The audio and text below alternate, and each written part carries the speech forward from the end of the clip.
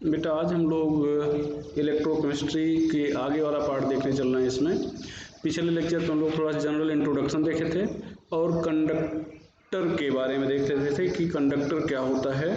तो बताया गया था कि कंडक्टर ऐसे सब्सटेंस होते हैं जो कंडक्टिव शो करते हैं, जिनकी कंडक्टिव 10⁴ से 10⁷ ओम इनवर्स मीटर इनवर्स के बीच में होती है, उनको कंडक्टर कहते हैं। कंडक्टर दो प्रकार के होते हैं, मेटेलिक कंडक्टर या इलेक्ट्रॉनिक कंडक्टर, और दूसरा था इलेक्ट्रोलिटिक कंडक्टर। इलेक्ट्रॉनिक कंडक्टर में कंडक्टिविटी ड्यू टू इलेक्ट्रॉन होती है, जबकि इलेक्ट्रोलिटिक में due to positively charge ion होती है। फिर आगे बताया गया था कि जो मेटेलिक कंडक्टर होते हैं, यहाँ पर रेजिस्टेंस कर्नल में वाइब्रेशन के कारण होता है। टेम्परेचर बढ़ाने पर वाइब्रेशन बढ़ता है, जिससे रेजिस्टेंस बढ़ जाता है, कंडक्टिविटी घट जाती है। जबकि इलेक्ट्रोलिटिक कंडक्टर में कंडक्टर रेजिस्टेंस इंटरआयनिक इंटरेक्शन के कारण होता है। टेम्परेचर बढ़ाने पर इंटरआयनिक इंटरेक्शन कम हो जाता है, रेजिस्टेंस कम हो जाता है और कंडक्टिविटी बढ़ जाती है। अगला पॉइंट बताया गया था कि यहाँ पर जो मेटेलिक कंडक्टर होते हैं, यहाँ पर during conductive transference of matter नहीं होता है और केमिकल चेंज भी नहीं होता है। जबकि इलेक्ट्रोलिटिक कंडक्टर में मैटर का भी ट्रांसफरेंस होता है और केमिकल चेंज भी देखने को मिलता है। तो हम लोग सीधे कहें तो पिछले लेक्चर पे हम लोग कंडक्टर के बारे में पढ़ लिए थे। यहाँ पर ध्यान दें, यहाँ पर कंडक्टर के बारे में पढ़ा जा चुका था, ये चीज़ हो चुकी है, ये पढ़ा जा चुका है। अब यहाँ पर हम लोग रेजिस्टेंस देखेंगे। रेजिस्टेंस क्या होता है? तो रेजिस्टेंस की बात करें तो इंटरफेरेंस इन कंडक्टेंस या कंडक्टिव, इंटरफेरेंस इन कंडक्टेंस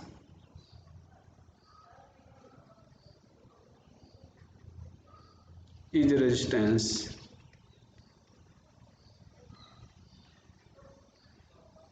तो कंडक्टेंस में जो इंटरफेरेंस होता है उसको हम लोग क्या बोलते हैं? रेजिस्टेंस बोलते हैं। तो R इक्वल टू यहाँ पर L रो अपान A हो जाएगा। तो यहाँ पर ध्यान दें ये, अब R क्या हो जाएगा? यहाँ पर अगर देखा जाए तो R रेजिस्टेंस है, R रेजिस्टेंस है, रो स्पेसिफिक रेजिस्टेंस है,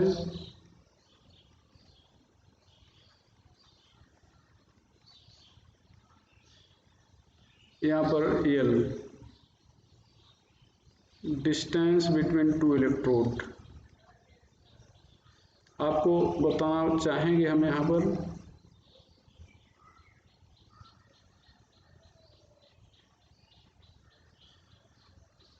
डिस्टेंस बिटवीन टू इलेक्ट्रोड, और A क्रॉस सेक्शन एरिया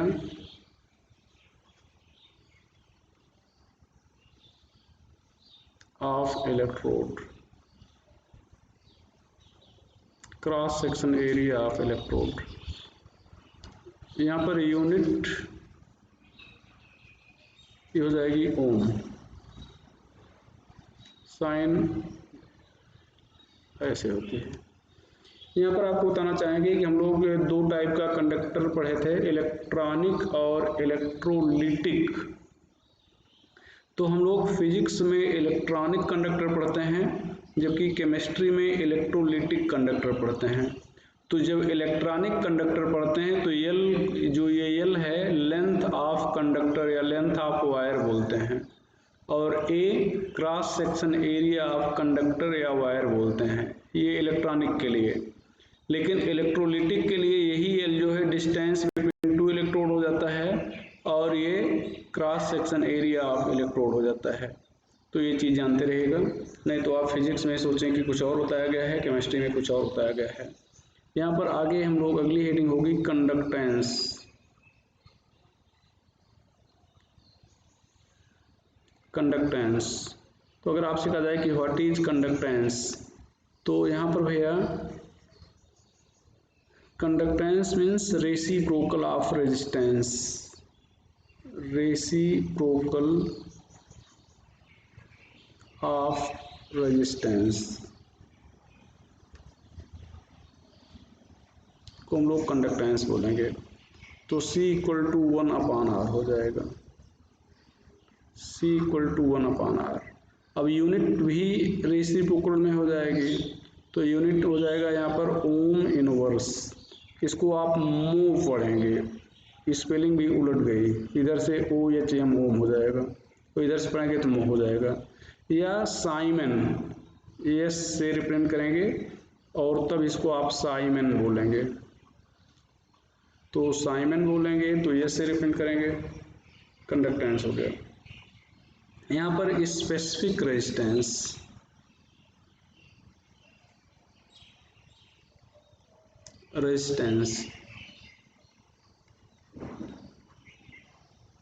या इसी को आप रेसिस्टिविटी बोलते हो,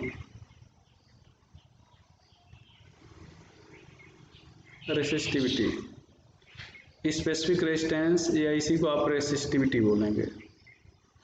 तो यहाँ पर ये हो जाएगा, यहाँ पर आप ध्यान दें रेसिस्टिविटी की बात कर रहे हैं, तो यहाँ पर आप लिखे थे R equal to row L/A, ये लिखा गया था।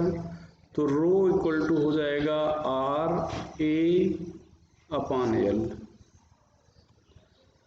यहाँ पर if L equal to 1 centimetre and A equal to 1 centimetre square, then rho equal to हो जाएगा R। इसका मतलब अगर 1 सेंटीमीटर क्यूब कंडक्टर ले लें, सॉरी 1 सेंटीमीटर लेंथ है और एरिया इसकी 1 सेंटीमीटर स्क्वायर है, तो इन दोनों को मल्टीप्लाई कर देंगे तो ये volume equal to length into area हो जाएगा, तो ये हो जाएगा 1 सेंटीमीटर क्यूब।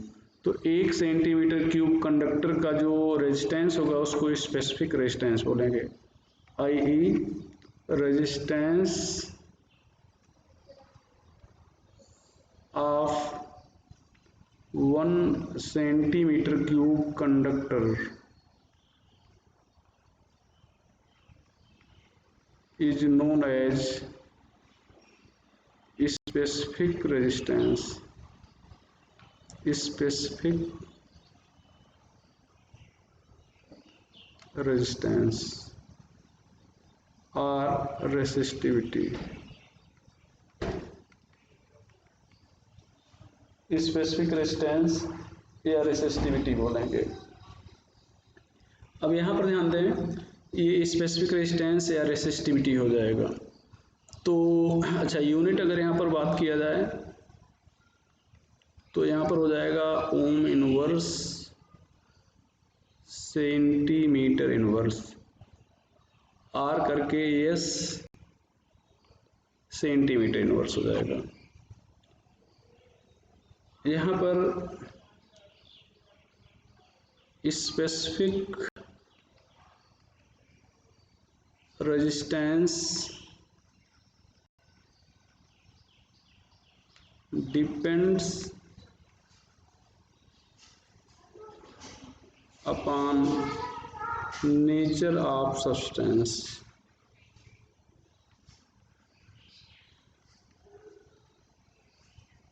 ये सब्सटेंस के नेचर पर डिपेंड करेगा। चलो भैया, यहाँ पर अगली हेडिंग हो जाएगी स्पेसिफिक कंडक्टेंस। तो यहाँ पर हम लोग स्पेसिफिक कंडक्टेंस लिख रहे हैं।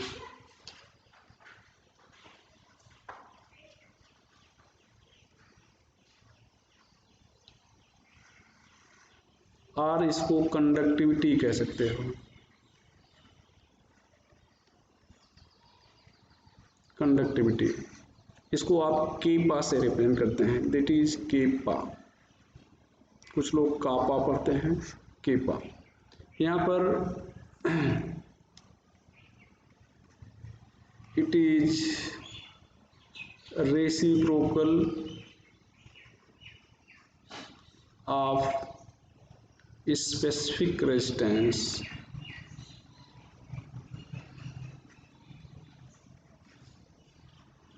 reciprocal of specific resistance, i.e. it is conductivity of 1 centimeter cube conductor, conductivity of 1 centimeter cube conductor। तो 1 सेंटीमीटर क्यूब कंडक्टर की कंडक्टिविटी को इसको आप केपा कहेंगे। तो यहाँ पर केपा, यहाँ पर केपा कह रहे हैं, तो केपा इक्वल टू हो जाएगा यहाँ पर 1/ρ, ये 1/ρ हो जाएगा, ये हो जाएगा केपा, ये केपा हो गया। अब केपा की अगर हम लोग बात करते हैं, यहाँ पर रो आ गया, केपा की हम लोग बात कर रहे हैं, तो यहाँ पर केपा, यहाँ पर रो की वैल्यू हम लोग लिखते हैं RA/L। तो यहाँ पर केपा इक्वल टू हो जाएगा LA इंटू 1/R। अब ये केपा हो गया, ये LA को आप सेल कांस्टेंट कहते हो, L/A को सेल कांस्टेंट कहोगे, और 1/R इतने को, ये 1/R की जगह पर आप C लिख सकते हो, यहाँ पर C लिख सकते हो। तो C इंटू हो जाएगा L/A इक्वल टू केपा। तो ये दूसरा फार्मूला हो जाएगा। ये यहाँ पर L/A को आप इस सेल कांस्टेंट बोलोगे, सेल कांस्टेंट। यहाँ per unit of Kepa, Kepa यहाँ पर हो जाएगा ओम,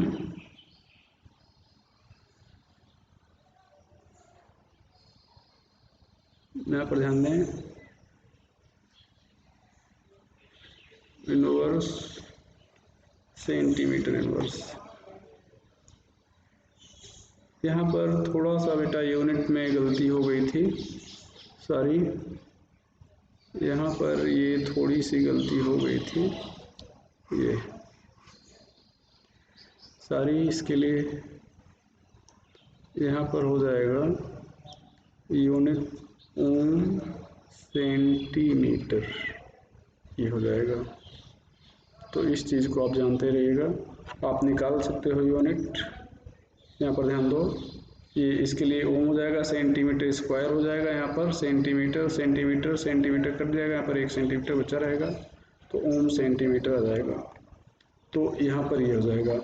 अब ओम इनवर्स को आप यस कह सकते हो, तो यहाँ पर यस सेंटीमीटर इनवर्स आ जाएगा, तो ये यूनिट हो जाएगा।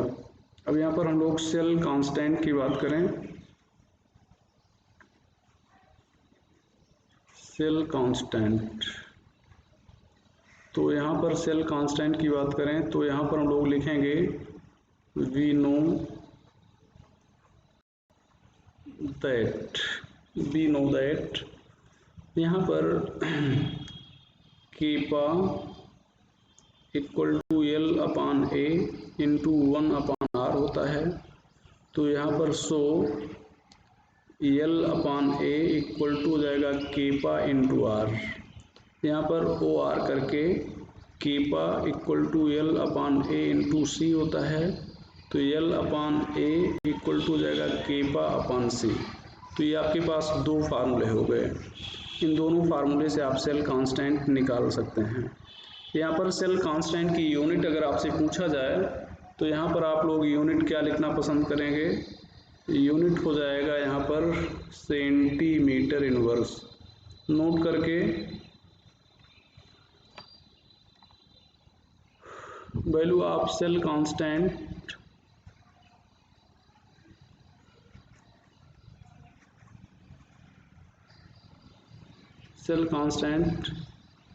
is measured in N/50 KCl cell। Measured in N/50 KCl cell. इस चीज़ को भी जानते रहेंगे कि सेल कांस्टेंट की वैल्यू हम लोग किस में मेजर करते हैं। तो ये हो गया। तो आपको कुछ छोटे छोटे चीज़ों पे चर्चा की गई। अब यहाँ पर हम लोग लिखेंगे फैक्टर अफेक्टिंग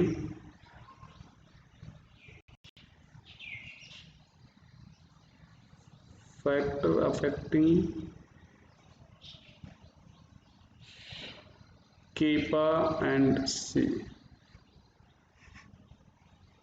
यहाँ पर तो kappa and C is inversely proportional to solute interaction. मतलब आयनों के बीच में अगर अट्रैक्शन ज़्यादा है तो फिर आयन एक दूसरे से दूर नहीं जा पाएंगे, और दूर नहीं जा पाएंगे तो कंडक्टिव रिप्रेजेंट नहीं कर पाएंगे। और इसको एक वर्ड में बोला जाए तो इंटर आयनिक इंट्रैक्शन कह सकते हैं। इंटर आयनिक इंट्रैक्शन। यहाँ पर दूसरा हो जाएगा solute solvent interaction. Solvent interaction एक वर्ड में बोला जाए तो इसको सोल्यूट सॉल्वेंट को हाइड्रेशन कह सकते हैं। अगर सॉल्वेंट वाटर है तो हाइड्रेशन कह सकते हैं, और दूसरा कोई सॉल्वेंट है तो हाइड्रेशन कह सकते हैं। अब यहाँ पर सोल्यूट सॉल्वेंट इंट्रैक्शन, सोल्यूट मतलब आयन है और सॉल्वेंट जो भी है, तो अगर सॉल्वेंट आयन को ज़्यादा इंट्रैक्ट कर रहा है तो आयन दूर ही नहीं जा पाएगा, मतलब मूव नहीं कर पाएगा तो कंडक्टिव शो नहीं कर पाएगा। तीसरा हो जाएगा सॉल्वेंट इंट्रैक्शन। सॉल्वेंट के मॉलिक्यूल आपस में ही एक दूसरे को ज़्यादा इंट्रैक्ट कर रहे हैं। इसको एक वर्ड में हम लोग विस्कोसिटी बोलेंगे। तो सॉल्वेंट के मॉलिक्यूल जब खुद ही एक दूसरे को इंट्रैक्ट कर रहे हैं तो सॉल्वेंट मॉलिक्यूल एक दूसरे से दूर नहीं हट पाएंगे। तो इसका मतलब सॉल्वेंट मॉलिक्यूल दूर नहीं हट पाएंगे तो सॉल्वेंट दूर जा नहीं पाएंगे, मतलब मूव ही नहीं कर पाएंगे। और सॉल्वेंट मीडियम है, उसी मीडियम के साथ आयन मतलब मूव करेगा। तो जब मीडियम खुद ही नहीं जा रहा है तो आयन को कैसे लेके जाएगा, तो कंडक्टिविटी फिर कम हो जाएगी। और चौथा हो जाएगा टेम्परेचर। टेम्परेचर के डायरेक्टली प्रोपोर्शनल होता है। टेम्परेचर के डायरेक्टली प्रोपोर्शनल। रीजन पूछा जाए क्यों डायरेक्टली, तो एज ऑन इंक्रीजिंग, एज यहाँ पर ध्यान दें, on increasing temperature all above interaction decreases,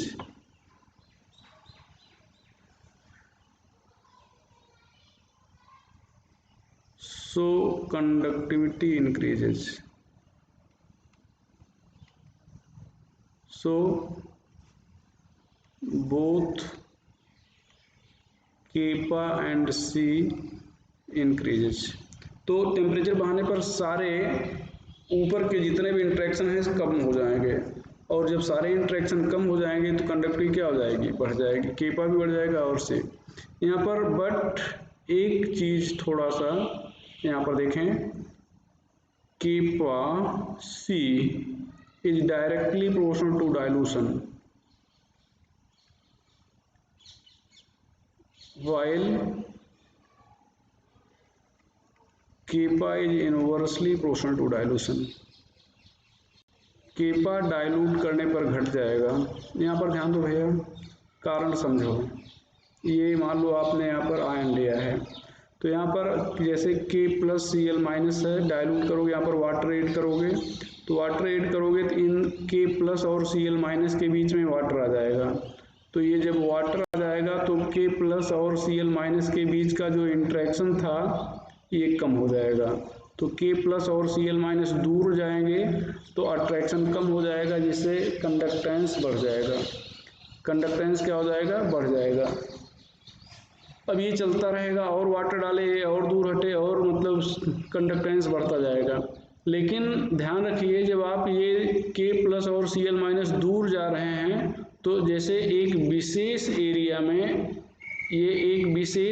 में इनके बीच का मतलब इस नंबर ऑफ आयन कम हो जाएंगे, तो उस विशेष एरिया में नंबर ऑफ आयन कम हो जाएंगे तो उस विशेष एरिया की कंडक्टिविटी क्या हो जाएगी, कम हो जाएगी।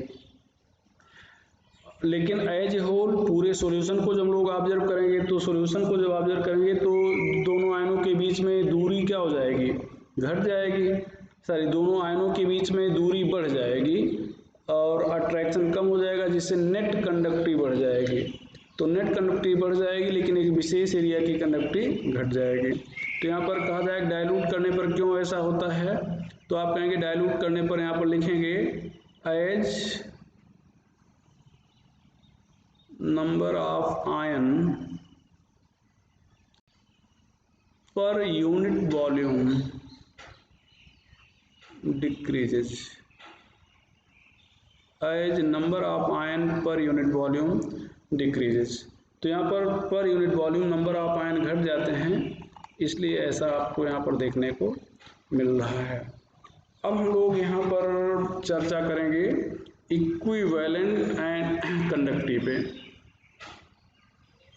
यहाँ पर इक्विवेलेंट कंडक्टिव,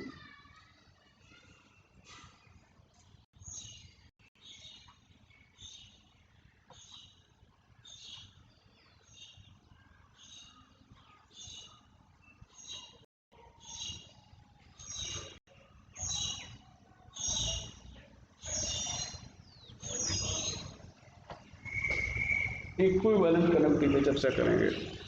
तो यहाँ पर देखें इक्विवेलेंट कंडक्टिविटी क्या है, conductivity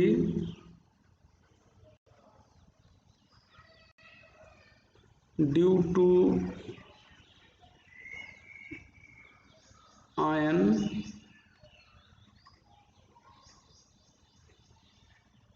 generated by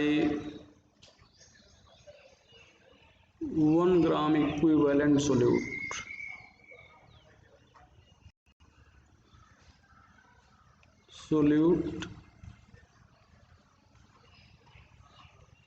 present in V milliliter, so that distance between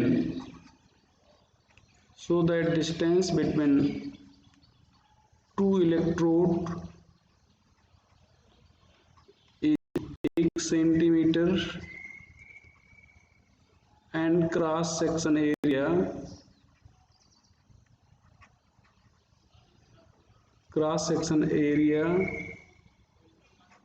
of electrode is 1 centimetre square. यहाँ पर मैथमेटिकली इसको रिप्रेजेंट करना है तो यहाँ पर लिखेंगे lambda E Q equal to kappa into V, lambda E Q equal to kappa into V. Lambda E Q conductive equivalent conductivity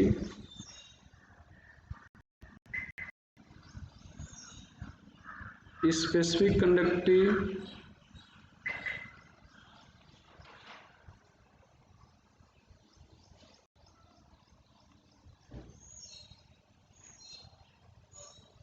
volume of solution that contains 1 gram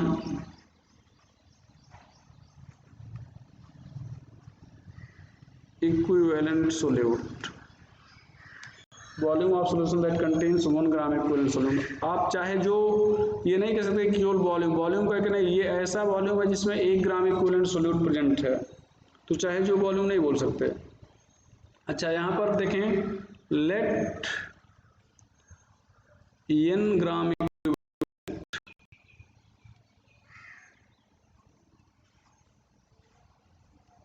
solute V in 1000 milliliter now 1 gram equivalent solute will be in 1000 by millilitre. अब इस value को ऊपर वाले equation में अगर हम लोग substitute कर दें तो यहाँ पर लैम्डा ई क्यू, यहाँ पर केपा, यहाँ पर जहाँ पर वी था यहाँ पर 1000 बाई एन लिख देंगे तो ये फार्मूला हो जाएगा। अब एन ग्राम इक्विवेलेंट 1000 मिलीलीटर में है तो 1000 मिलीलीटर सॉल्यूशन में जितने ग्राम इक्विवेलेंट होते हैं उसको आप नॉर्मलिटी कहते हैं। तो चूंकि एन ग्राम इक्विवेलेंट है तो यहाँ पर एन को आप नॉर्मलिटी बोल देंगे। अब यूनिट अगर यहाँ पर लिखना है भैया तो यहाँ पर हो जाएगा ohm inverse C M square equivalent inverse.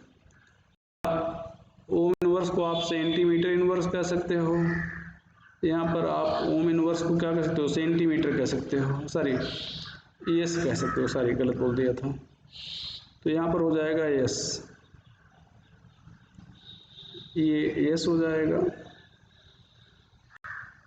यहाँ पर सेंटीमीटर हो जाएगा, ये इक्विवेलेंट इनवर्स हो जाएगा। तो ये यूनिट हो गई। चलो भैया अब हम मोलर कंडक्टिविटी पे चर्चा करें तो सब कुछ वही, पूरी डेफिनेशन वही, बस जहाँ पर ग्राम इक्विवेलेंट लिखे थे वहाँ पर आप लिखेंगे ग्राम मोल, इक्विवेलेंट की जगह पर आप मोल लिख देंगे, बस ये हो जाएगी मोलर कंडक्टिविटी। तो यहाँ पर हम लोग डेफिनेशन दें तो यहाँ पर conductivity due to 1 gram mole solute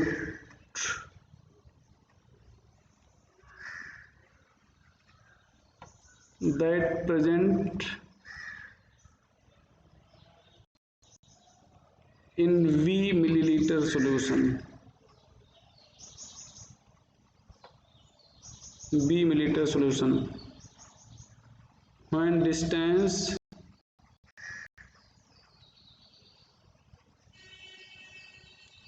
between two electrode is 1 centimeter and cross section area of electrode is 1 centimetre square. यहाँ पर ध्यान दें बेटा, तो यहाँ पर हम लोग लैम्डा एम लिख रहे हैं, लैम्डा एम यहाँ पर केपा इंटू वी हो जाएगा। तो लैम्डा एम मोलर कंडक्टिविटी, ये मोलर कंडक्टिविटी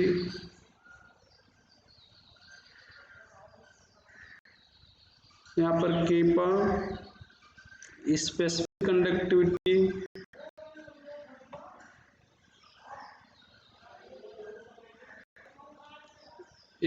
कंडक्टिविटी और V that volume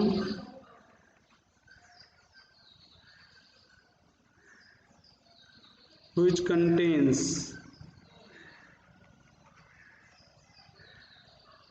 1 gram mole solute. अब यहाँ पर देखा जाए लेट m ग्राम मोल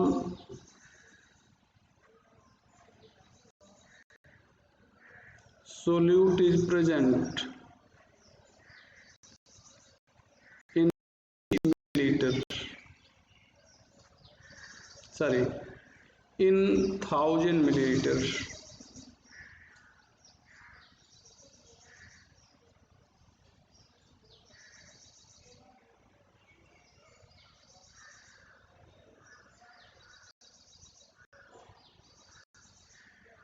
Then 1 gram mole solute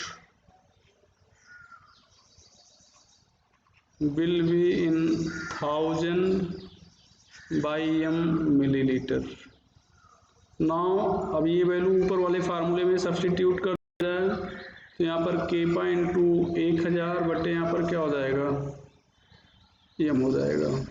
अब आपसे कहा जाए कि व्हाट इज एम, तो आप कहेंगे M is molarity of solution, यहाँ पर m क्या हो जाएगा, मोलरिटी ऑफ सॉल्यूशन हो जाएगा।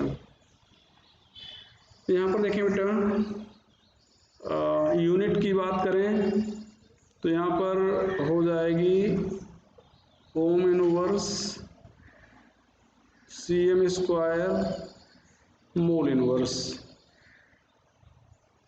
ये मोल इनवर्स हो जाएगी। या ओम की जगह पे आप S centimetre square mole inverse लिख सकते हो। अब ये हो गया। अब अगर हम लोग रिलेशन की बात करें कि रिलेशन क्या है दोनों में, तो यहाँ पर ध्यान दें, रिलेशन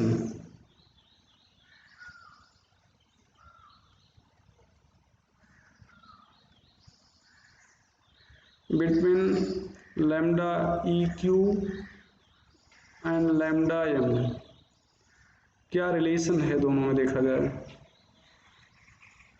तो यहाँ पर ध्यान दें बेटा, वी नो दैट यहाँ पर लैम्डा एम इक्वल टू यहाँ पर हो जाएगा kappa into 10⁻³ upon M, and lambda E Q equal to kappa into 10⁻³ upon M. तो ये दो इक्वेशन हो गए, ये इक्वेशन 1 हो गया, ये इक्वेशन 2 हो गया।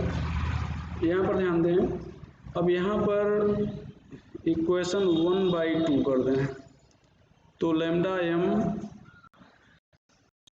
यहाँ पर केपा, यहाँ पर 1000, यहाँ पर एम, यहाँ पर लैम्डा ई क्यू, यहाँ पर केपा, यहाँ पर 1000/n, यहाँ पर तो डिवाइड करने पर ये कैंसिल हो जाएगा। तो यहाँ पर क्या आ जाएगा, lambda M lambda E Q, यहाँ पर एन अपॉन एम आ जाएगा।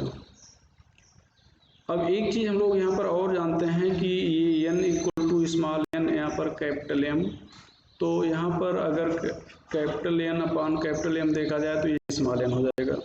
तो यहाँ पर lambda m upon lambda E Q equal to हो जाएगा स्मॉल n। तो लैम्डा m इक्वल टू यहाँ पर n, यहाँ पर लैम्डा ई क्यू हो जाएगा। ये एक रिलेशन आ गया, where n is valency factor, n is valency factor, n acidity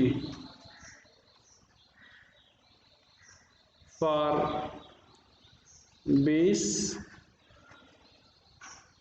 basicity for acid,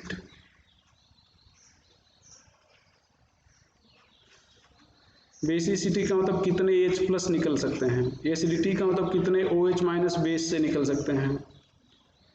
charge ion, अगर कोई चार्ज है तो मतलब कोई आयन है तो उस पर कितना चार्ज है। साल्ट है तो तोड़ने पर कितने पॉजिटिव या नेगेटिव चार्ज बनेंगे, टोटल पॉजिटिव और negative charge on for salt कर दें। यहाँ पर एग्जांपल में देख लो, जैसे H3PO4 है, यहाँ पर n की वैल्यू 3 होगी, 3 H निकलेंगे, लेकिन दो एक्सेप्शन भी हैं। H3PO3 में 2 H निकलेंगे और H3PO2 में 1 H निकलेगा। ध्यान रखिएगा, फास्फोरस के एसिड में जितने ऑक्सीजन हैं उससे एक कम H निकलेगा। 4 oxygen 3 H, 3 oxygen 2 H, 2 oxygen 1 H। क्यों? क्योंकि एक ऑक्सीजन तो जुड़ा होगा डबल बॉन्ड से, फास्फोरस से डबल बॉन्ड से जुड़ा होगा, और बाकी ऑक्सीजन से H जुड़ेगा, तो जितने ऑक्सीजन से H जुड़ेगा वही निकलेगा, मतलब ऑक्सीजन से जुड़ने वाला H ही निकलेगा। तो यहाँ पर एक ऑक्सीजन कम कर दो तो 3 से H जुड़ा है, 3 H निकलेगा। यहाँ पर 2 से जुड़ा है, 2 H निकलेगा, यहाँ पर 1 H निकलेगा। बाकी केस में ज़्यादातर जो दिखता है निकल जाता है। यहाँ पर MgOH होल ट्वाइस है, ये बेस है। यहाँ पर N की वैल्यू अगर कहा जाए तो ये 2 OH है। बेस के केस में जितने दिखते हैं वो निकल जाते हैं। AlOH होल थ्राइस है, यहाँ पर N की वैल्यू 3 आ जाएगी, N की वैल्यू 3 आ जाएगी। अब भैया H3PO3 हो गया, H3PO2, H3PO2 हो। यहाँ पर ध्यान दें बेटा, ये चीज़ें हो गई। आयन की बात करें जैसे SO4 डबल माइनस है, तो यहाँ पर N की वैल्यू 2 हो गई। PO4 ट्रिपल माइनस है, N की वैल्यू 3 हो गई। ये सारी चीज़ें हो गई। साल्ट की बात करें यहाँ पर Na2SO4 ट्वाइस है, SO4 है। तो अब ये टूटेगा तो ये देखो कैसे आपको समझाया हो गया है 2Na+। ये दो संख्या जो है बाद में SO4 ये है, SO4 के बाद में कुछ नहीं, मतलब एक यहाँ पर 1+ आएगा। अब यहाँ पर टूटेगा तो SO4 ये हो जाएगा और ये 2 यहाँ पे है तो 2 यहाँ पर ये 2। तो देखें सोडियम पर 1+ है लेकिन 2 सोडियम है तो मल्टीप्लाई करने पर 2+ हो जाएगा। यहाँ पर 2 ऑलरेडी माइनस है तो यहाँ पर वैल्यू हो जाएगी 2 Na2SO4। तो यहाँ पर 2 वैल्यू आ गई। अब यहाँ पर N की वैल्यू हो जाएगी 2। तो ये आपको रिलेशन दिया गया किसके बीच में, इक्विवेलेंट और मोलर कंडक्टिविटी के बीच में।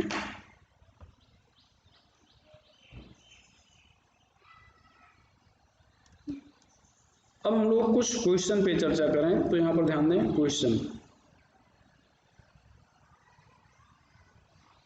यहाँ पर question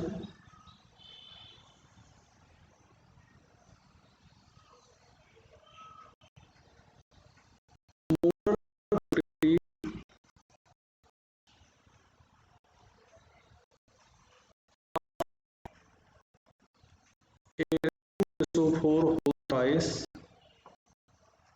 is 300 ohm inverse cm square mole inverse. Find its equivalent conductivity.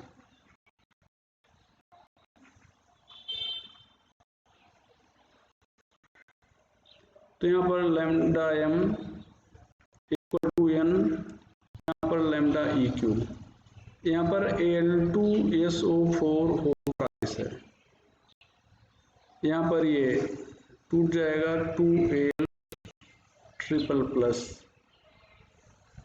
3SO4 double minus, ये टूट जाएगा। तो अब यहाँ पर ध्यान दिया जाए, ये 2 3 जा 6 हो जाएगा, ये 3 2 जा 6 हो जाएगा, ये हो जाएगा। अब यहाँ पर n की वैल्यू 6 आ गई, यहाँ पर m 300 है, यहाँ पर 6 इंटू लैम्डा EQ। तो अब लैम्डा EQ इक्वल टू हो जाएगा 300/6, दैट इज ये आ जाएगा 50 cm square equivalent inverse. Question number 2, language नहीं यूज कर रहे हैं, lambda EQ for K4 FeCN6 is 60 ohm inverse cm square equivalent. Find lambda m। तो इसको तोड़े, ये देखो जो बाहर की वैल्यू है ये यही टूटती है और ये अंदर वाली वैल्यू नहीं टूटती। यहाँ पर 4 है, इसको तोड़ेंगे K4 कोऑर्डिनेट कंपाउंड में किया गया है ये। अब इसको तोड़ेंगे कैसे टूटेगा, यहाँ पर ये 4K प्लस हो जाएगा प्लस FeCN6, यहाँ पर -4 हो जाएगा। अब यहाँ पर 4 आयन हो गया, यहाँ पर 5 आयन हो गया। तो यहाँ पर lambda m equal to n into lambda EQ। तो यहाँ पर कितना हो गया 5, यहाँ पर कितना है 60, तो यहाँ पर कितना आ जाएगा भैया,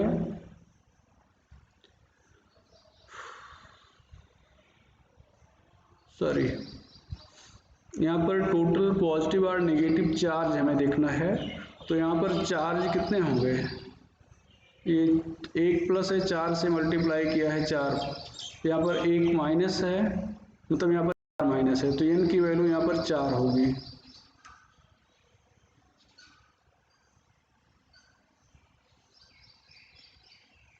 n की वैल्यू यहाँ पर 4 हो जाएगी, तो ये हो जाएगा 240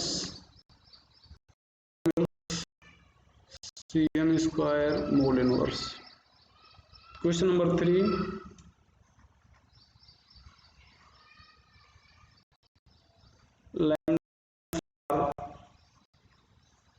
SO4 double minus is 160 ohm inverse C square mole inverse.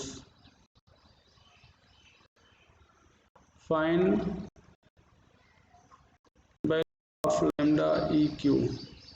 तो यहाँ पर आप लोग क्या लिखना चाहेंगे, lambda M equal N into lambda E Q.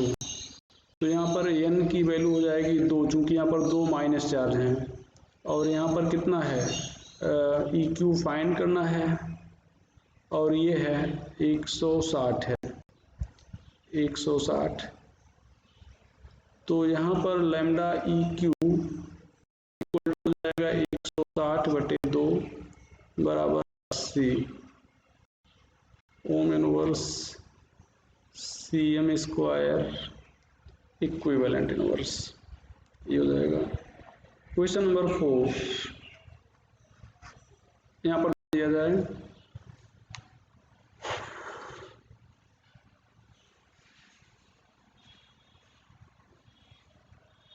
Resistance 0.01 m acetic acid solution, acetic acid solution filled conductivity cell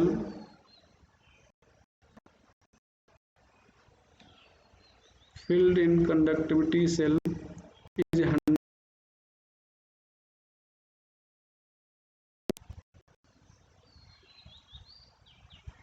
cell constant of cell is 0.1 centimeter inverse. Find conductivity.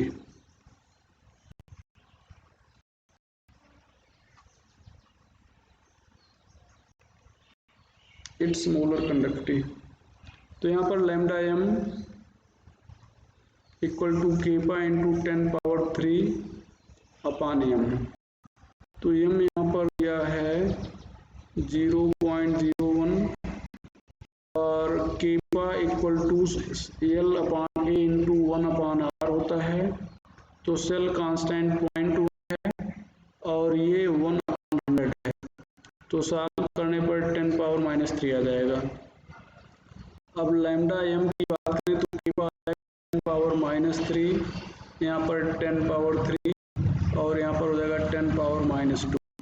तो इसको सॉल्व करेंगे तो वैल्यू कैंसिल हो जाएगी। यहाँ पर 10⁻² मतलब 100 ohm inverse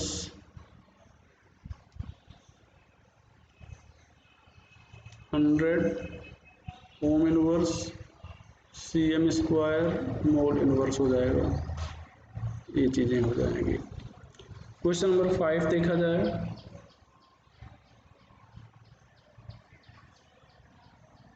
question number 5, 2.08 gram BaCl2 is present in 100 milliliter solution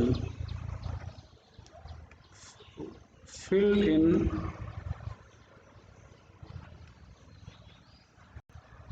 conductivity cell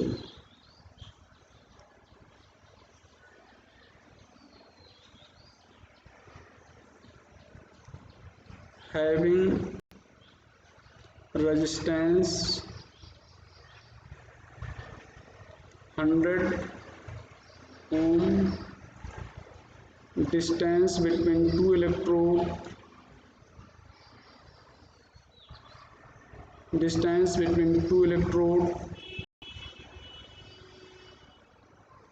is 1 centimetre and cross section area of electrode is 1 centimetre square. Find molar conductivity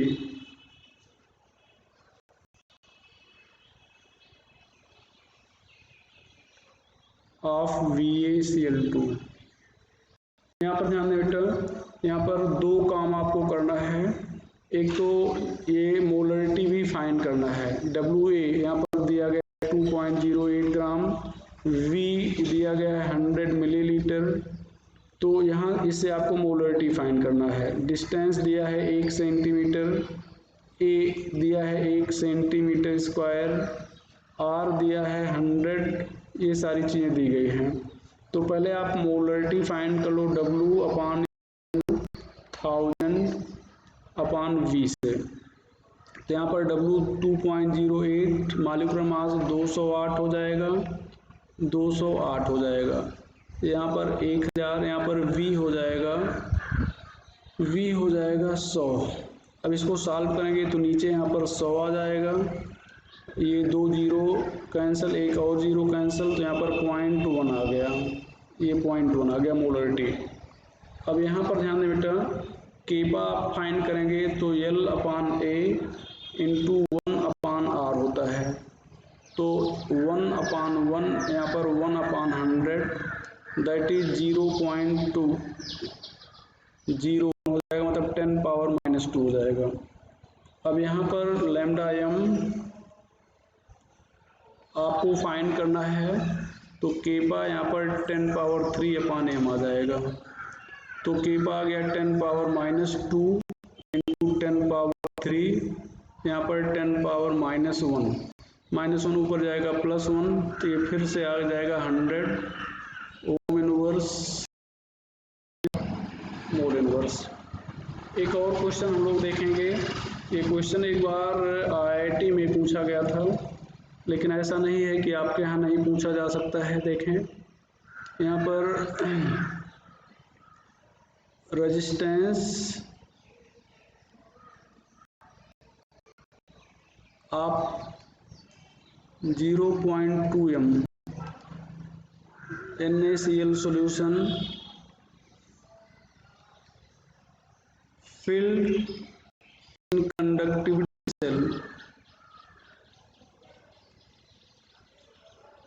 in conductivity cell is 100 ohm when 0.1 m KCl solution is filled in same conductivity cell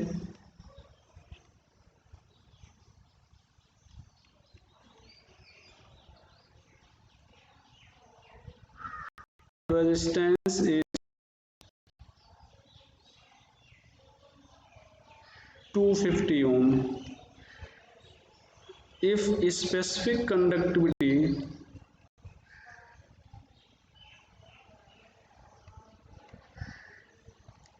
of NaCl solution is 2 into 10 power minus 3 ohm inverse Cm square mole inverse, then find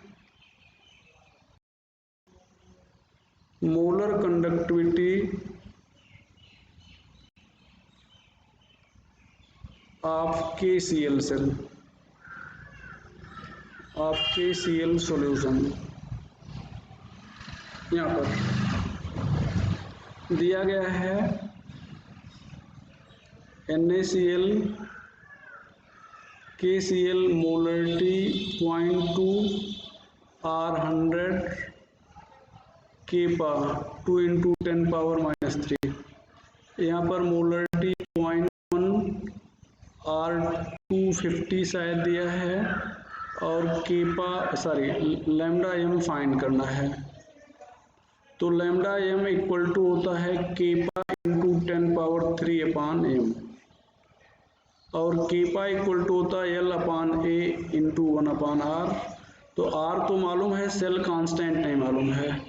तो दो cell हैं, दो मतलब एक बार NaCl भरा गया, एक बार KCl, तो सेल कांस्टेंट तो नहीं बदलेगा। तो यहाँ पर ध्यान दिया जाए, यहाँ पर हम लोग करते क्या है, kappa equal to cell constant को x कर दें, x/R होता है। तो ये एक फार्मूला मान लें, ये सेल कांस्टेंट इसको बोलते हैं, ये सेल कांस्टेंट है भैया। तो यहाँ पर हम लोग दो इक्वेशन अगर बनाएं तो कांस्टेंट तो वही रहेगा। तो केपा 1 यहाँ पर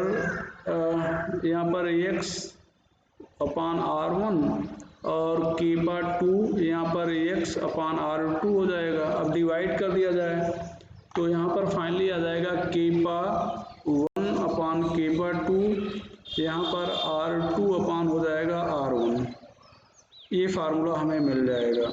तो यहाँ से हम सेल कांस्टेंट डिटरमाइन करने से बच जाएंगे, यहाँ पर सेल कांस्टेंट डिटरमाइन करने से हम बच जाएंगे।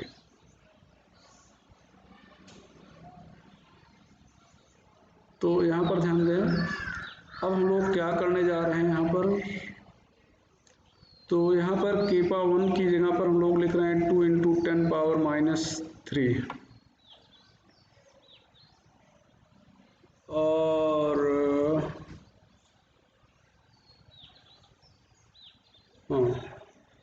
केपा 2 हमें मालूम नहीं है। यहाँ पर R2 250 है और R1 100 है। अब इसको सॉल्व कर लिया जाए तो केपा 2 इक्वल टू आ जाएगा, ये 2.5 2 × 10⁻³ × 10/25। तो यहाँ पर 4/5 × 10⁻³ आ जाएगा, ये आ जाएगा।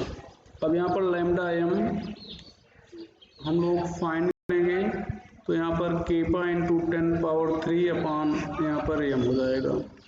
तो यहाँ पर केपा है 4/5 × 10⁻³ यहाँ पर फार्मूला 10⁻³ और यहाँ पर 0.1 है। तो ये कैंसिल हो जाएगा, पॉइंट यहाँ पर जाएगा तो 40/5 ये 8 आ जाएगा। यहाँ पर ohm inverse Cm² mode inverse. और एक और क्वेश्चन लास्ट में, question number 7।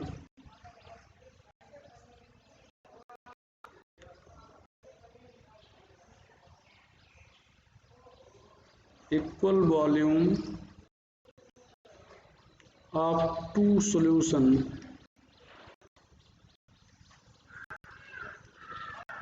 having resistance 100 and 200 ohm are filled in conductivity cell.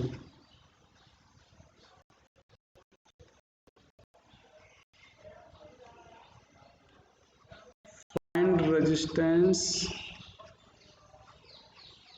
of, तो यहाँ पर इक्वल वॉल्यूम मिक्स किया जाएगा। वहाँ पर एक शॉर्टकट फार्मूला आपको बता दें, यहाँ पर R, यहाँ पर 1/N, यहाँ पर 1/R1 + 1/R2। यहाँ पर N number of solution mix, number of solution कितने सॉल्यूशन आपने मिक्स किया है। तो यहाँ पर 1/R, यहाँ पर 1/2 आपने मिक्सअप किया है, 1/50 1/100 हो जाएगा।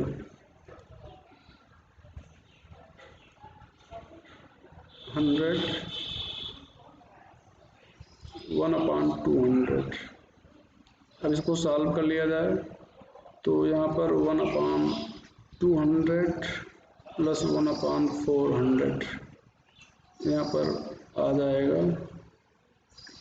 ये 1/r। तो इसको एलसीएम ले लेंगे तो 400 यहाँ पर आ जाएगा 2 + 1 3, तो r इक्वल टू आ जाएगा 400/3, तो ये आ जाएगा 133.3 ओम। तो ये आ गया। आज की बात यहीं पे ख़त्म करते हैं, आगे कल की बात हम लोग नेक्स्ट लेक्चर पे शुरू करेंगे। ठीक है।